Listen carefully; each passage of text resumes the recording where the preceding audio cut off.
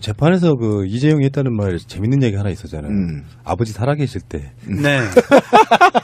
아니, 그러니까 의도하지 않게 튀어나온 말이에요. 맞아. 근데 아버지가 살아계실 때라는 말을 해버렸어요. 그런데 하고 나서 다급하게 회장님이 건재하실 때부터라고 정정을 했고 몇몇 방청객이 큰 소리로 웃음을 터뜨렸다. 그리고 묘하게도 한겨레가 그렇죠. 이건희 건재하다고 단독 기사를 냅니다. 예, 그것도 뭐야? 그것도 삼성 핵심 관계자의 말에 의하면. 보지도 않고. 네. 근데 이 이재용은 법정에서 입을 열면 열수록 마이너스예요. 오늘 조선일보에 의하면 오늘 법정에서 이런 이야기를 했다고 합니다. 여자분한테 싫은 소리를 들은 것은 그때가 처음이라 제가 당황했던 것 같다.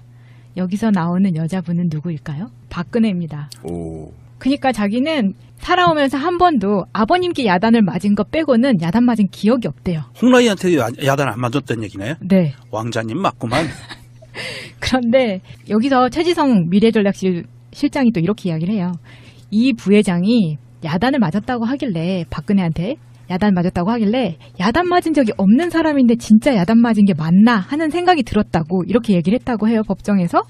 그러니까 그때 이 면담이 어떤 내용이었냐면 박근혜가 이재용한테 하나보다 승마 지원이 못하다라고 얘기를 해서 자존심이 많이 상했다고 해요. 그렇게 얘기하면서 이재용이 하나보다 잘하는 게 어려울 것 같지 않았다라고 이야기를 해서 또 한 번 방청석에서 웃음이 터져 나왔다고 합니다. 그러니까 의도치 않게 뭔가 하나도 디스를 하면서 아니 그럼 또 자백한 거네 그거? 박근혜한테 압박받는 거 자백한 거 아니에요? 우리가 뭐 지원을 하면 하나보다 우리가 못하겠어? 이런 얘기까지 한 거죠. 이건 야단 맞으면서. 이거는 이건희가 불행한 거라고 봐요. 그럼 지금 이건희가 죽었다는 거야, 살았다는 거야. 아들내미 헷갈리네, 아들내미 하나 있는 게 약간 좀 모자라. 틱장에도 있고. 아이 재벌이면 뭐해? 아니 결국은 살았어요, 죽었어요, 결론은. 한겨레에 의하면 건재하대요. 아니 그 재판장에서 얘기하면 그 죽었다는 얘기네. 살아계실 때 했으니까. 그게 삼성그룹 내부에서는 이야기 들어보니까 이건희의 건강 상태에 대해서는 금기열이에요. 전혀 모른다는 거야. 관계자들은 가족들만 알고 있는데 우리는 다 알고 있잖아. 승계구도에 있어서 이건희가 돌아가시면 안 되는 거. 아버지 살아계실 때. 이거는 뭐 돌아가셨다는 의미라기보다는 그러니까 머릿속에 아버님이 이미 돌아가셨다고 생각하는 그렇죠. 거야. 문현중에 나온 거잖아. 그런데 재밌는 게 있어요. 참여연대가 이건희 회장을 상대로 고발을 해버렸어요. 검찰에. 그 이건희 회장 자택을 수리할 때 인테리어 수리를 할 때 결제된 금액이 출처를 알 수 없는 수표로 결제가 됐대요. 그래서 이거는 비자금이다. 그런 거 아니냐라고 그러고 검찰이 고발을 했대요. 그러면 검찰이 이제 고발인 참여연대 조사를 하고 피고발인 조사를 해야 돼요. 검찰의 의무잖아요. 제대로 하려면 해요. 그렇게 그렇죠. 그러면 이제 그 대한민국에서 그걸 수사할 검사가 어디 있어? 병동에 검찰 수사관이 가서 이건희 회장을 상대로 그 질문을 해야 되는데 옆에 변호인이 배석한 상태에서 냉동실을 열고 질문을 할 수 있을까요? 무서워서나 못할 것 같아. 살아있고 기사에는 뭐라고 나왔냐면 의사소통만 안 될 뿐 휠체어 타고 돌아다닌다잖아. 이게 말이 이상하지 않아요 근데? 나 그 기사 보고 좀 이상하다고 느꼈는데. 그러니까 그거는 좀 한결에 너무 나갔어. 진짜 이거는 욕마저도 싸요. 그 기사 쓰고 돈을 얼마나 받았을까? 청부받은 거지 한마디로 말해서. 이번에 그 조중동 청부받아서 기사 쓴 거 다 밝혀져서 난리가 났잖아요. 그러니까 예를 들면 조중동이 그걸 쓰면 사람들이 안 믿으니까 그렇지. 이쪽 사람들 믿으라고 한겨레한테 청부를 시킨 거예요. 요즘 돈이 제일 급한 한겨레에다가 오더를 주는 거죠. 그러니까 그 액수가 크겠지. 네, 그러니까 한겨레가 2017년에 그 분식회계 때문에 막 난리가 났었어요. 주주총회에서. 그래가지고 임시주주총회 다시 열어서 회계장부를 다시 그 결제받고 막 난리를 쳤어요. 왜냐하면 세무조사 들어올 수 있거든요. 그런 와중에요. 돈이 급해요. 2016년도에다가 엄한 투자회사에다 돈 투자했다 다 날렸거든요. 한겨레가. 돈이 많이 필요해요. 지금 이재용도 이혼하지 않았어요? 네, 이혼했죠. 아, 이혼했어요? 솔로로 살고 있어요, 오래전에. 원래 전처가 대상그룹에 지금 전무로 있고요. 그래요? 그분이 또 이정재와 사귀고 있잖아요. 아, 그럼 또 이재용한테 또 내가 좀 짠하네. 동지의식이 느껴지네. 외로 이재용은 다른 여자가 많아요. 아, 그래요? 제가 그럼 동지의식 안 느껴. 난 없어. 제가 알기로 일본 가서 재밌게 놀고 있다는 얘기를 많이 들어요. 같은 이혼남 입장에서 참 짠하다. 그러니까 아까 제가 이건희가 불쌍하다고 하는 게 사실 이건희는 내가 보기에 이병철 회장보다 뛰어난 사람이었어요. 어떻게 보면 이건희가 보통 잘못 키워진 자식 같으면 다 말아먹을 수도 있었어. 이건희는 혁신선언 같은 걸 하면서 나름대로 사실 현대에 밀리던 2위였어요. 어떤 시점에서는 그러다가 대한민국 부동의 1위 기업이 된 거는 이건희 덕이라고 봐요. 그건 이제 지 아버지 백도 있었지만 나름대로 실력이 있었다. 근데 이재용에는 지금 하는 거 보면 입만 열면 폭탄이야. 3세에 내려오면 기업이 유지되기 힘들다는 반증이기도 해요. 예. 모든 교육들이 자기가 헤쳐나가는 교육이 아니라 주위에 있는 스태프들이 다 챙겨주는 교육 이런 방식으로 가고 그거에 대한 판단력 같은 게 흐려지면 내가 봤을 때는요 삼성 망할 가능성이 높아요. 이런 방식으로 가면은. 삼성은 그런데 망해도 이재용 일가는 대대손손 잘 먹고 잘 살 거예요. 그러니까 이재용을 빼내야 된다고. 예, 그래서 삼성이 살아남으려면. 지금 삼성과의 그 재산의 흐름을 보면 이병철이부터 시작해서 이병철, 이건희 이렇게 내려오면서 공익재단을 통해서 돈을 출자를 하고 그거를 이용해서 주주권을 갖고 지배주주권을 갖고 삼성그룹을 지배한 거거든요. 핵심은. 그런데 이번에도 이건희 다음 이재용의 사이에 이게 또 있어요. 공익재단을 통해서. 공익재단을 통한 거는 주주 보유 한도라든지 이런 게 주식 보유 한도라든지 이런 게 굉장히 루즈하게 바꿔놨어요. 이명박이. 그래서 이명박이 사실은 이 삼성그룹의 이 경영권 전반에 대해서 이씨 가문이 확실하게 잡을 수 있게 완전히 도와준 거거든요. 또는 공범 관계라고 할 수 있는데 2010년도에 마지막으로 그 법이 상속 및 그 증여세가 개정이 돼요.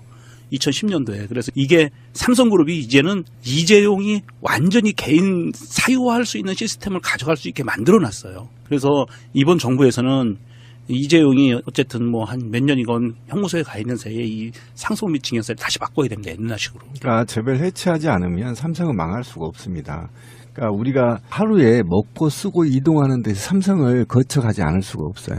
그러니까 CJ, 세한, 삼성, 한솔, 뭐 LG도 저는 삼성하고 사돈지간이니까 그렇다고 예요. 치고 신세계. 그다음에 경남 같은 경우는 거의 대부분의 경남에 있는 대주주들이 삼성가 영향이 있는 거거든요. 보건그룹까지. 예. 이런 전반적으로 보면 또 삼성 건설이나 이런 것도 다 그룹 산하니까. 그러니까 비껴갈 수가 없더라고 제가 한번 보니까. 그러니까 걸어갈 때도 삼성을 지나가야 되고 뭔가 살 때도 삼성과 연관이 되고 뭐 이게 이런 전 세계에 이런 기업이 있나요? 그래서 저는 문어발식 기업에 이걸 차단하지 않으면 거의 불가능하다. 차단하려면 저는 대기업 해체해야 된다. 저는 이렇게 보는데 삼성은 옛말에 그런 거 하잖아요. 부자가 3대 가기 어렵다가 곰피디가 얘기한 게 그건데 내가 볼 때 삼성이 이대로 두면요. 인류가 망할 때까지 가요. 그거 손 좀 써야 돼요. 저거. 근데 이거는 이런 기업들은요. 순간의 선택이 내리막길 걷기 시작하면 또 걷잡을 수가 없는 게 있어요. 이해가 안 되는 측면이 기업주가 도덕적으로 몰리면 다른 나라 같으면 사람들이 불매운동 같은 걸 통해서 주가를 확 떨어뜨리고 물건 안 사고 그러면서 망이 가는 길을 걷거든요. 삼성은 그게 건재하다는 게 일단 국민성에 의해서는 지켜질지 모르겠지만 결론적으로 헛발질들을 여러 번 하다 보면 이미지 타격 심하게 먹고 글로벌 시장에서 일단 배척당하고 그 방식을 거치면서 망하는 거죠. 하루아침에 망하지는 않는다 이렇게 보는데. 그러니까 삼성이 망하면 국민소득이 5만 불 치고 올라가고 그다음에 중소기업이 한 500개 생기고 일자리가 한 600만 개 생긴다. 이거를 인식하지 않는 이상은 절대 안 망한다. 그리고 이건희 일가가 꼭 필요한 것 같지도 않아요, 삼성에. 왜냐하면 오늘 밝혀진 법정에서도 이재용은 미래전략실에서 매주 열리는 계열사 사장단 회의에 한 번도 참석한 적이 없고 무슨 내용이 논의되는지도 모른다. 이런 회장 왜 필요해요? 흔히 말하면 거짓말인 거죠. 흔히 말하면 바보론. 바보론. 그 바보론이 조윤선한테도 지금 통하고 있잖아요. 그러니까 장관인데 자기 아래에 있는 사람들이 뭘 했는지 전혀 모르는 바보야. 근데 그게 왜 그러냐면 그 홍판사가 그 모른다에 대해서 죄를 묻지 않았어요. 그러니까 혹시 이 재판부가 모른다 그러면 또 무죄로 판결할까 이렇게 생각해서 계속 무죄 지금 때리고 있는 거예요. 나 모른다. 밑에서 알아서 했다. 순진하게 넘어갈 뻔했네. 아마 넘어갈 거예요, 우리 판사가. 저는 이 재판부가, 그러니까 사법부가 이 재판을 통해서 문재인 대통령 길들이기에 들어갔다. 저는 이렇게 보거든요. 조윤선 블랙리스트 관련해서 무죄가 나왔잖아요. 네. 이거는 용서할 수 없는 범죄거든요. 왜 그러냐면 우리의 법률은 전부 헌법에 준해서 만들어진 거거든요. 헌법을 뛰어넘을 수가 없어요. 근데 그 모티브가 되는 헌법을 무시하고 블랙리스트는 헌법에 나와 있어요. 하지 그렇죠. 마라. 네. 그럼요. 근데 그걸 배제하고 판결을 해요. 무죄. 헌법을 무시해버린 게 그러니까 판사가. 블랙리스트와 화이트리스트 자체를 위헌행위예요. 예. 이거는 굉장히 중범죄거든요. 예. 그런데 이걸 아예 그냥 배제해버렸단 말이에요. 그 이유가 뭐냐 몰랐다는 거예요. 바보니까. 예, 바보니까. 그럼 이재용도 나 몰랐다. 그럼 판사가 이제 봐줄 거라고 생각을 한 거죠. 나도 이렇게 인생을 쉽게 살고 싶어요. 돈 있으면 쉽게 살아. 아니, 잘 태어났어야 돼. 예, 잘 태어났어. 지금이라도 바보 노릇하면 돼. 처음부터 망했네 그럼. 어쨌든 국민들은 다 알고 있죠. 그러니까 이 사법부 이야기는 뭐 또 다른 우리가 인터뷰를 좀 하겠습니다만 그 사법이 갖는 의미가 모든 법 적용에 있어가지고 국민 정서를 뛰어넘거나 못 미치면 안 되거든요. 법이 국민 정서에 맞게끔 만들어진 거고 좀 그게 부족하다 싶으면 법 개정을 통해서 계속 만들어가는 과정이에요. 근데 갑자기 갑툭튀해가지고 지금 조윤선 무죄에 대해서는 그쪽 문화예술계 쪽에서는 거의 난리가 났어요. 그럼요. 예. 거기 등장하는 그 모든 것들이 심지어는 판사 탄핵까지도 이야기하고 있을 정도로 굉장히 네. 심각한 판결을 했거든요. 오직 모른다는 걸로 무능론. 이 사법부를 좀 어떻게 해야 될지 이거 아주 구체적인 아, 대안이 이게 필요합니다. 지금 쿠데타라니까요. 사실상 문재인 대통령의 사법부 개혁에 대해서 반발하는 겁니다. 이게 반발 형태거든요. 그러니까 네가 아무리 해봐야 우리가 안 하면 너 못해. 라고 경고를 날린 건데 이 홍씨 이하에는 반드시 사퇴시켜야 돼요. 왜 사퇴시켜야 되냐면 사퇴를 시켜야만 사법부가 제정신을 차리는 거예요. 그 재판에서 그 이재용이 했다는 말 재밌는 얘기 하나 있었잖아요. 음. 아버지 살아계실 때. 네. 아니 그러니까 의도하지 않게 튀어나온 말이에요. 맞아. 근데 아버지가 살아계실 때라는 말을 해버렸어요. 그런데 하고 나서 다급하게 회장님이 건재하실 때부터라고 정정을 했고 몇몇 방청객이 큰 소리로 웃음을 터뜨렸다. 그리고 묘하게도 한겨레가 그렇죠. 이건희 건지하다고 단독 기사를 냅니다. 예, 그것도 뭐야? 그것도 삼성 핵심 관계자의 말에 의하면. 보지도 않고. 예. 근데 이 이재용은 법정에서 입을 열면 열수록 마이너스예요. 오늘 조선일보에 의하면 오늘 법정에서 이런 이야기를 했다고 합니다. 여자분한테 싫은 소리를 들은 것은 그때가 처음이라 제가 당황했던 것 같다.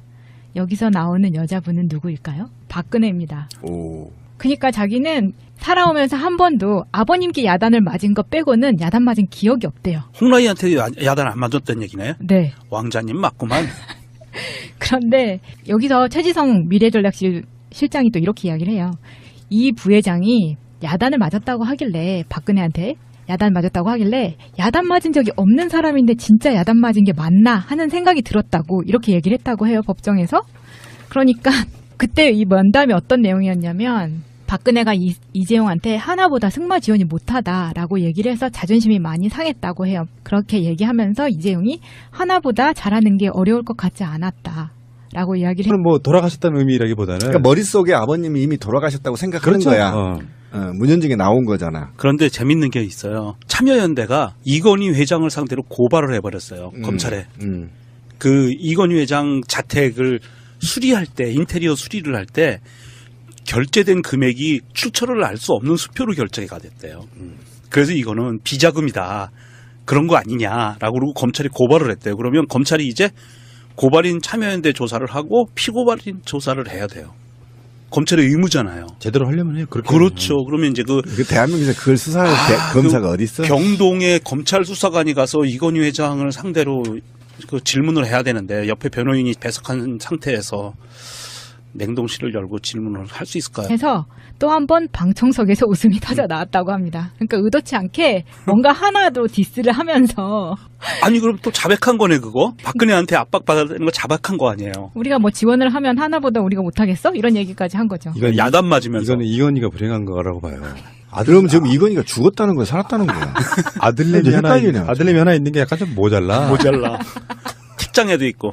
아이 재벌이면 뭐해? 아니 결국은 살았어요, 죽었어요, 결론은. 한겨레에 의하면 건재하대요. 아니 그 재판장에서 얘기하면 그 죽었다는 얘기네. 살아계실 때 했으니까. 그게 삼성그룹 내부에서는 이야기 들어보니까 이건희의 건강 상태에 대해서는 금기열이에요.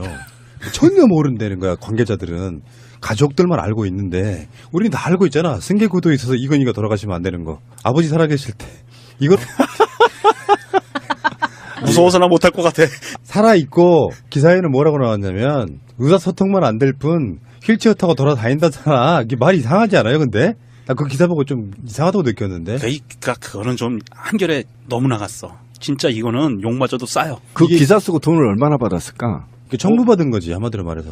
이번에 그 조중동 청부받아서 기사 쓴 거 다 밝혀져서 난리가 났잖아요. 아니, 그러니까 예를 들면 조중동이 그걸 쓰면 사람들이 안 믿으니까 그렇지. 이쪽 사람들 믿으라고 한겨레한테 청부를 시킨 요즘 거라고 돈이 봐요. 제일 급한 한겨레에다가 오더를 주는 거죠. 그러니까 그 액수가 크겠지. 네, 그 한겨레가 예. 2017년에 그 분식회계 때문에 막 난리가 났었어요. 주주총회에서. 그래가지고 임시주주총회 다시 열어서 회계장부를 다시 그 결제받고 막 난리를 쳤